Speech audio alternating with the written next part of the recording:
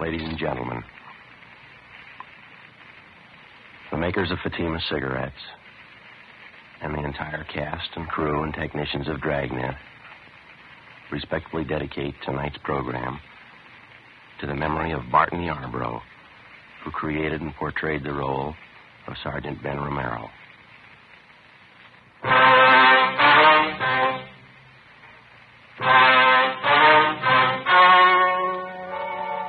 The story you are about to hear is true. The names have been changed to protect the innocent. Fatima Cigarettes. Best of all, king-size cigarettes brings you Dragnet.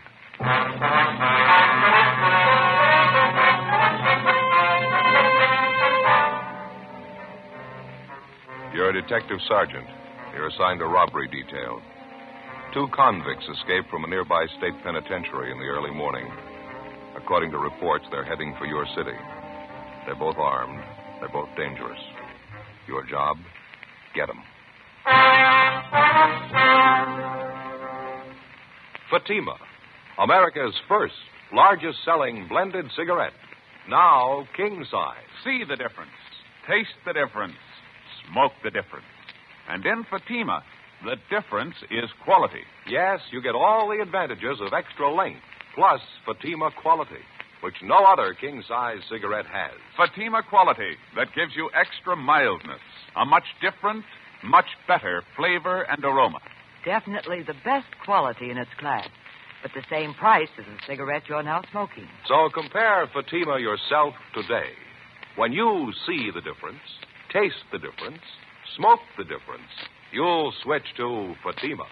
Because in Fatima, the difference is quality. Ask your dealer for Fatima in the bright, sunny yellow pack. Fatima, best of all king-size cigarettes.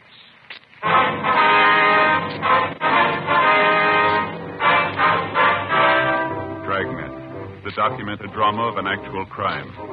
For the next 30 minutes, in cooperation with the Los Angeles Police Department, you will travel step by step on the side of the law through an actual case transcribed from official police files.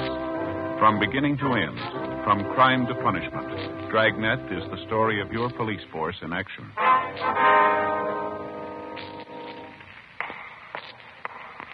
It was Saturday, April 24th. It was hot in Los Angeles. We were working the day watch out of robbery detail. My partner's Ben Romero. The boss is Captain Didion. My name's Friday. It was 5 minutes past 8 a.m. when I got to room 27A. Robbery detail. Morning, Joe. Hi, Crowley. How's it working out? Any more word on the escaped prisoner? Nothing this morning, no. Captain likes to see you, Joe. Okay. Ben check in yet? No. Getting a little late. Guess he was held up, huh? Captain wants to see you right away. Some bad news, Joe. Oh, what's the matter? Maybe it'd be better if he told you. Oh, all right. Oh, morning, Joe. Hi. Do you want to see me? Yeah, come on in. All right. Sit down. Yeah? Got some bad news, Joe. Real bad. What's the matter? I know how much it means. I wish I didn't have to be the one to tell you. Well, tell me what. Sorry, Joe. It's about Ben. Something's happened. Ben? Well, what do you mean? We were notified about it early this morning. I thought about calling you. Figured it'd be better if I told you in person. Well, what's the matter? Is Ben sick? He's dead, Joe. Ben's dead early this morning. What? Yeah, sorry. Heart attack happened a little after 6 o'clock this morning. No. Got out of bed, started dressing to go to work, went downstairs to put a pot of coffee on, make some toast. Wife heard him fall. She went downstairs and found him. Already dead. Went fast. Look, I don't get this. It couldn't be. Sorry, Joe. Means a lot to all of us. Yeah, well, I still don't get it. Ben didn't have any trouble with his heart. He never mentioned anything about it. Well, maybe that was the trouble. With his heart, all right.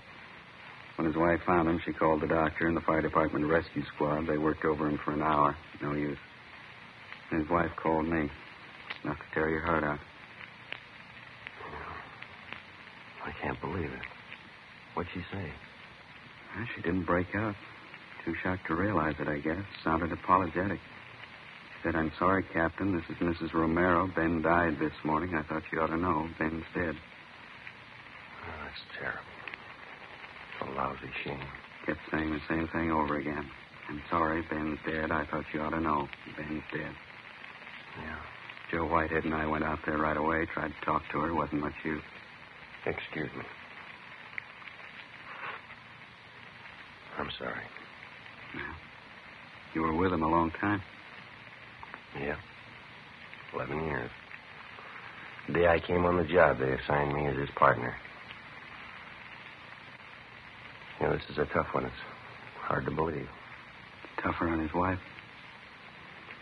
If it's all right with you, I'd like to go see her. All right. I wish I could give you the day off, Joe. I know what it means to you. The escaped convicts thing, I just can't spare you. Yeah, that's all right. I'd just soon work.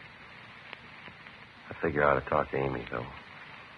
Might help to take the edge off it for her, maybe. Sure. Go ahead.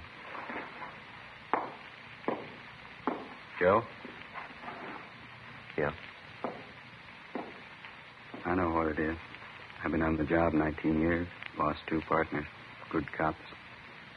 One of them was killed in the line of duty. The other one worked at his job until he dropped. It's the same thing, Joe. Yeah.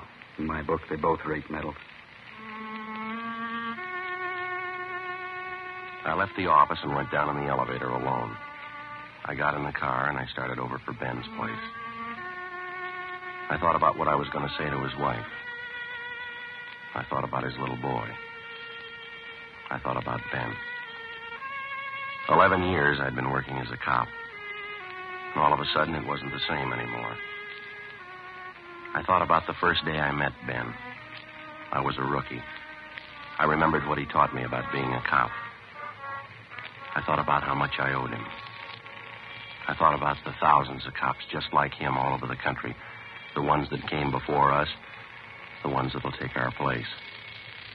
I thought about their lives and their homes and their families, what they meant, what their jobs meant. I thought about Ben. 11 years. Stakeouts, the early morning watch, interrogations, office duty. You could cover it in volumes or you could write it on the back of an envelope. He was a good cop and he was a good friend. There wasn't much else to say.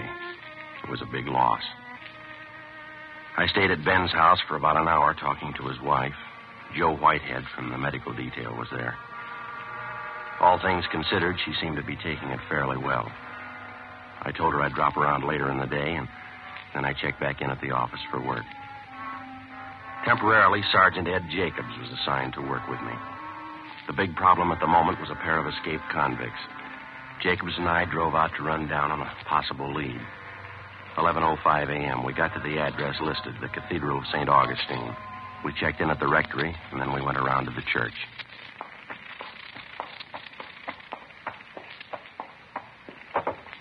Go ahead. Okay.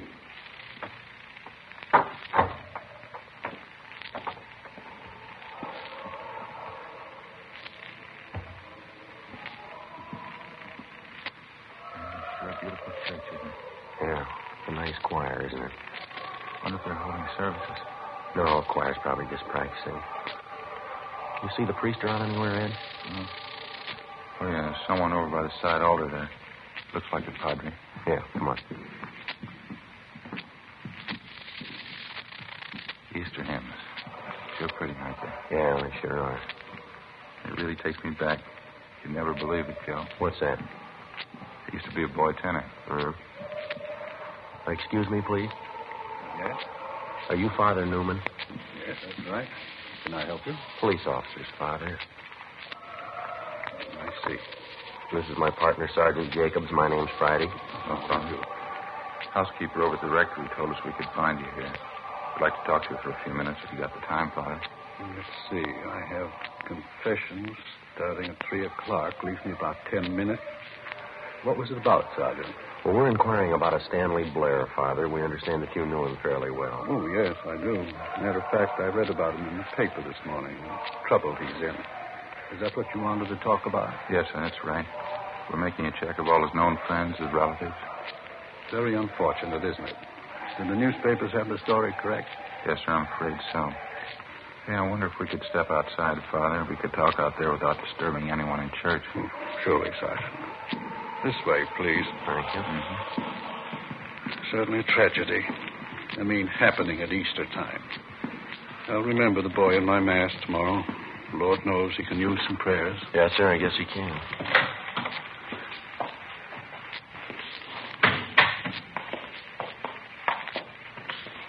Here we are. Bench there, if you care to sit down. No, sir, that's all right. The newspapers weren't too specific. How did he manage to escape the way he did? I always thought state penitentiaries were well guarded. Well, apparently Blair was one of the trusted prisoners. It's a minimum security prison to begin with, Father. I see. I suppose Blair and the man he escaped with thought about it a good deal. According to the paper, it was well planned. When did they get away, last night? Oh, it was this morning. Prison officials figure about 2 a.m. They slugged a guard and went over the wall.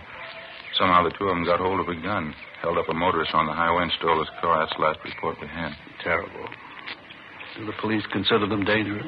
Well, they're armed, Father. Both of them were doing time for robbery. They've both used guns before. How about possible contacts he might have out of town, Father? Can you help us there at all? I'm afraid not, Sergeant. I think Stan knew some people in San Francisco. I don't know their names or addresses, though. I haven't any idea. Uh-huh. And there's no special person or place that you know of that he'd be likely to go if he heads back for Los Angeles? No, none I can think of. You imagine he'd be likely to come back here? We're not sure. Last report we had seemed to indicate Blair and his partner were heading this way. Prison's only about 40 miles away. Could be there in the city now. I don't understand. I mean, with all the police looking for them, why would they come back here?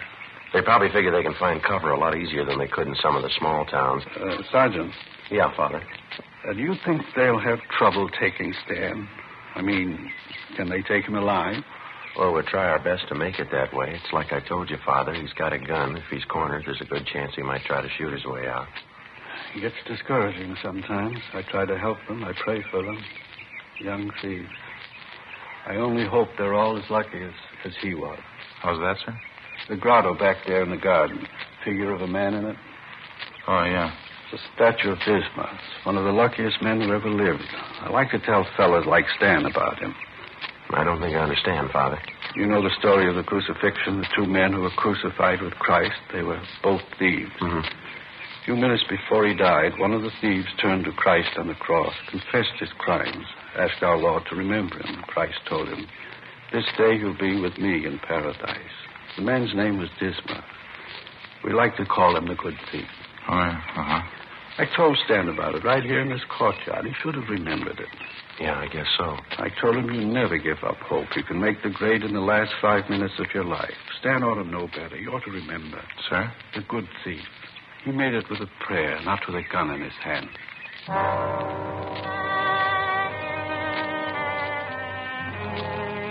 Before we left Father Newman, we gave him our card, and he gave us a list of 8 names and addresses, people in the neighborhood who'd known the escaped convict, Stanley Blair, before he was sentenced to the state penitentiary to serve time on his robbery conviction. 3:15 p.m. We met with Sergeants Max Herman and J.E. Crowley from robbery detail. We divided the list of names in half, and we began checking them out. Ed and I didn't have much luck on our end. Most of the people we talked to told us that they knew Stanley Blair, but none of them had seen, heard from him, or knew anything about his activities or his family since Blair had gone to prison 2.5 years before. Stakeouts were set up at 2 of the hottest places. 5:20 p.m. Ed and I went back to the office. Crowley was waiting for us. No luck on our end either. Same thing. Last I heard of him was when he was sent up. I guess that finishes that. Any late reports at all? Yeah, his teletype from the sheriff's office. It was waiting here when Max and I got back. Guess our hunch was right. Looks like they headed this way. Well, how do you mean? Somebody spot him? Just this side of West Covina. Held up a grocery store, slugged the owner. Got $23.40. Not going to take him far. Descriptions match out? Yeah, perfectly. Suspects believed to be 2 prisoners who escaped this day from California Institution for Men Chino. Stanley R. Blair, Wesley A. Russell. There's something else. Yeah? The grocery store they knocked over, they picked up another gun, the owner's. Description and serial numbers on it here. Got 20 rounds of ammunition, too. Supplementary APB's already out on it. How about a car? They switch over? They have. We don't know about it. Apparently they're still using the Buick coupe they took from that motorist this morning. No reports on it, though. It's a queer one. You'd think somebody'd spot it. They got the highway patrol working this? Highway patrol, sheriff's office, our department, everybody you can name. By the way, you had R&I pull their mugshots, didn't you? Yeah, both of them, Blair and Russell. They're running off the duplicates now. 500 of them should be about ready. Pretty good shots? Mm-hmm. Stand-up mugs, fairly recent. They were made the last time we had the 2 of them through here. How about that other list of their friends and relatives we pulled from their packages? Young and McCaleb were checking them out, weren't they? Probably still are. No word from them yet. How do you size it to them, Joe, Blair and Russell? I don't know. It's a tough combination. Russell's older. He's got the experience. Blair's younger. He's got the nerve. Any way you figure it, it's not going to be easy. Guns and the ammunition they grabbed, they ain't going to help much either. I guess the roadblocks are up, huh? Highway Patrol take care of that? Yeah, all set working now.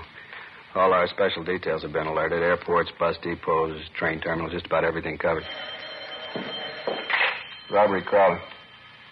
Yeah, Mike, how is it? Uh-huh. You'll stay on it, huh? Right. See you later. But Caleb, he and Young are still checking on friends of Russell, some of the places he hung out. Any luck? Nothing yet. Either one of you see the captain on the way in? No, said he'd be over at the sheriff's office, didn't he? Hot shot. I'll get it. Yeah. What is it? Clothing store out on North Fig, 211 and slugging. They're sure moving fast. Same? You got it, Blair and Russell. 5:55 p.m. A supplementary broadcast and an all-points bulletin were gotten out immediately on the two escaped convicts. While Crowley and Herman stood by at the office, Ed Jacobs and I picked up duplicate mug shots of the suspects and drove out to the scene of the robbery, a men's clothing store near the intersection of North Figueroa and Merced.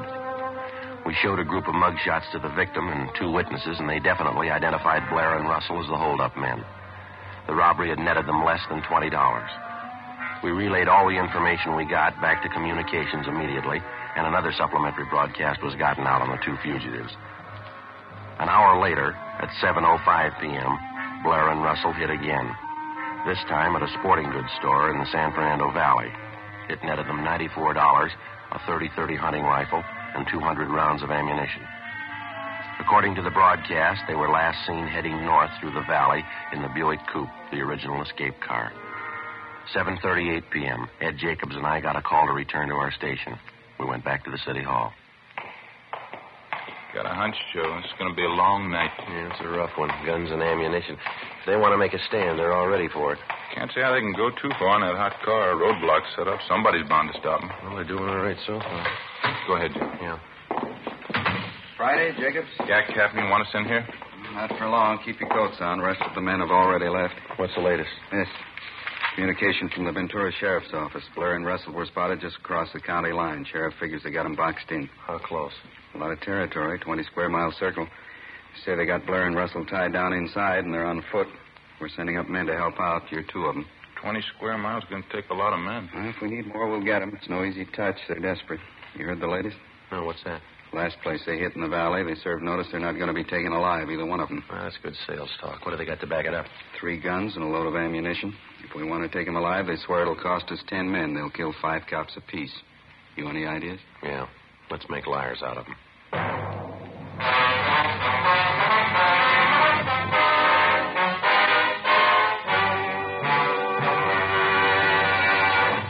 You are listening to Dragnet, authentic stories of your police force in action. Fatima, America's first, largest-selling blended cigarette. Now king size. See the difference. Taste the difference. Smoke the difference. And in Fatima, the difference is quality. Yes, you get all the advantages of extra length, plus Fatima quality, which no other king-size cigarette has. You see, Fatima contains the finest domestic and Turkish tobaccos, superbly blended. And Fatima is extra mild, with a much different, much better flavor and aroma. Fatima, definitely the best quality in its class, but the same price as the cigarette you're now smoking. No wonder more smokers now insist on king-size Fatima than ever before. Friends, try Fatima. Buy several packs. Compare them over the last weekend of the old year. We're convinced you'll start the new year with Fatima. Yes, when you see the difference, taste the difference, smoke the difference, you'll switch to Fatima.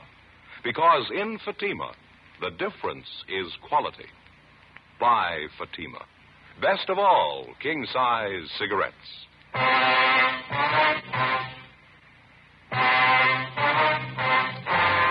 Saturday, April 24th, 9 p.m. Along with Captain Didion and a dozen other men from robbery detail, Ed Jacobs and I left the office and headed north up through the San Fernando Valley. The area where the 2 escaped convicts were reportedly surrounded was just on the outskirts of Ventura County line. On the way out, we stopped for a minute, and I phoned Ben's house. His wife had been given a sedative, and she was resting. Her folks were with her. 10:15 p.m. We arrived at the meeting point on the edge of the blockaded area from which the search was being directed. Communication facilities had been set up along with a field kitchen to feed the men taking part in the hunt. There were over 500 of them. From our office, the L.A. Sheriff's Department, the State Highway Patrol, the Ventura Sheriff's Department, and a couple of dozen private citizens who lived in the area. Together with Max Herman and Crowley, Ed Jacobs and I took up our position in the line of men that stretched north and east, then north again, circling the entire area. 20 square miles of it. The line drew slowly inward. 12 midnight. 1 a.m. No sign of the suspects. We stayed at it. You get no idea of the size of these hayfields till you start hiking them. Well, throw the light over there, will you, Ed? Irrigation ditch there. Right there? That it? Yeah. That's okay. It's a long hike. I'd sure like to see some of that hot coffee pretty soon. Yeah, same here. Nice setup they got, huh? That field kitchen? Yeah. Hey, Joe! Joe Brady! Yeah, Crowley?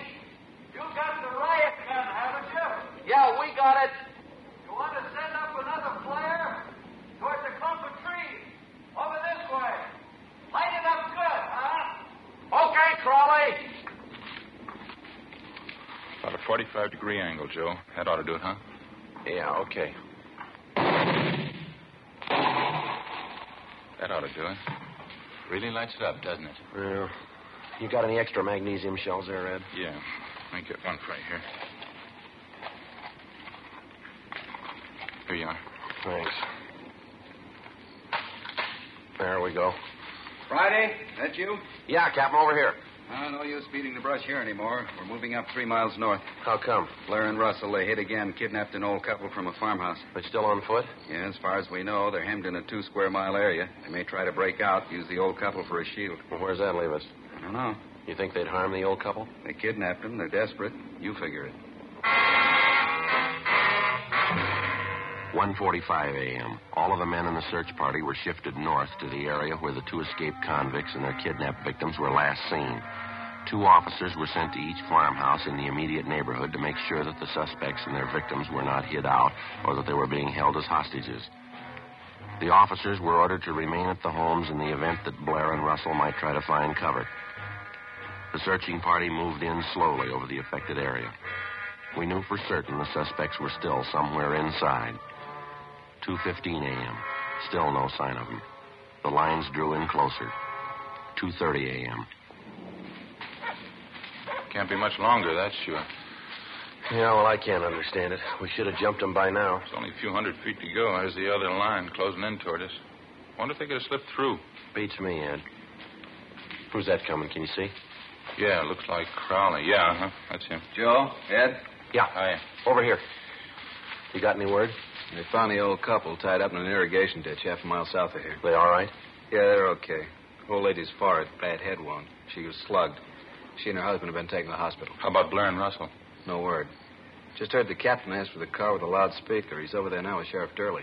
Well, they couldn't have gotten through the lines. They got to be around here somewhere. Doesn't figure we combed every foot of this neighborhood. Attention, all officers. Attention, all officers. This is Captain Didion. Return to your posts immediately. The search has been canceled. The search has been canceled. How about that?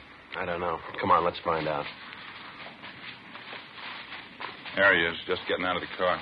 Captain? Yeah. What's the matter? Are we giving it up?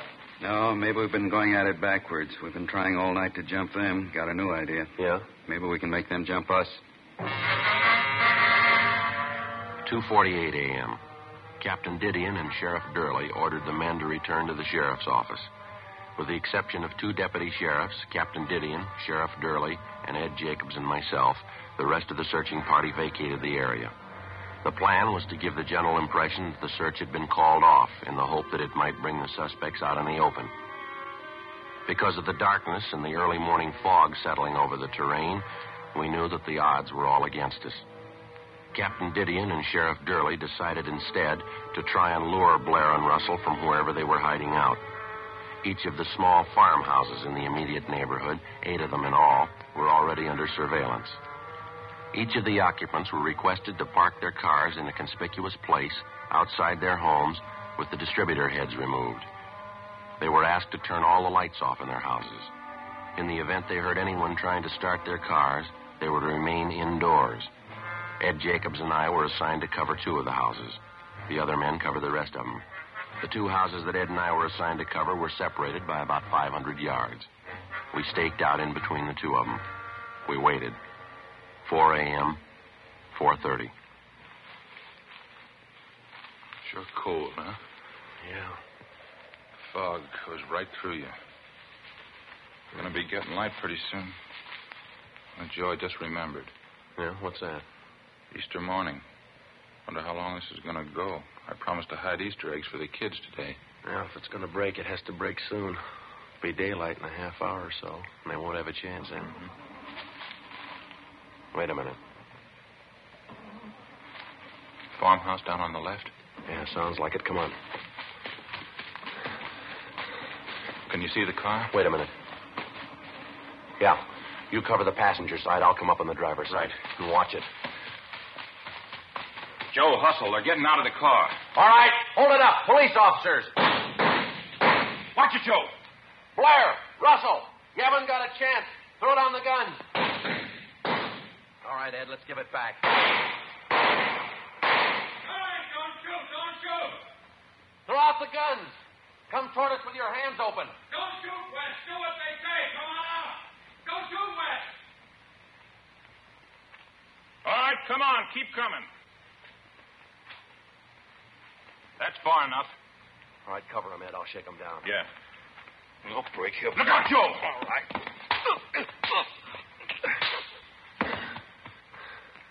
You want to throw the cuffs on him? Yeah, right. I'll go get the car. You want to keep him covered, Ben? Excuse me, Ed. Ed, I mean.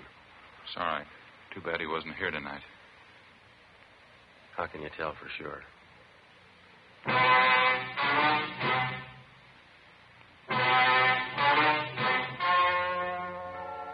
The story you have just heard was true. The names were changed to protect the innocent. On July 16th, trial was held in Superior Court, Department 88, City and County of Los Angeles, State of California. In a moment, the results of that trial. And now, here is our star, Jack Webb. Thank you, George Fenneman.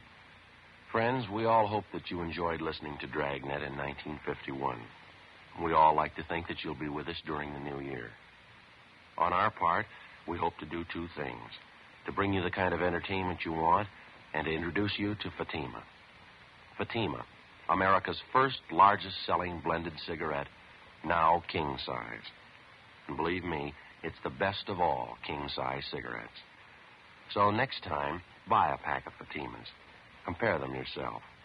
When you see the difference, taste the difference, and then smoke that difference, I'm convinced that you'll switch to Fatima.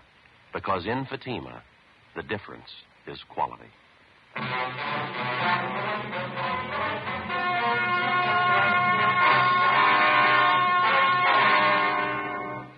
Stanley Blair and Wesley Russell were tried and convicted on 3 counts of first-degree robbery and 1 count of kidnapping. They received sentences as prescribed by law. First-degree robbery is punishable by imprisonment from 5 years to life. Kidnapping is punishable by imprisonment for not less than 1 nor more than 20 years. 1 count of escape.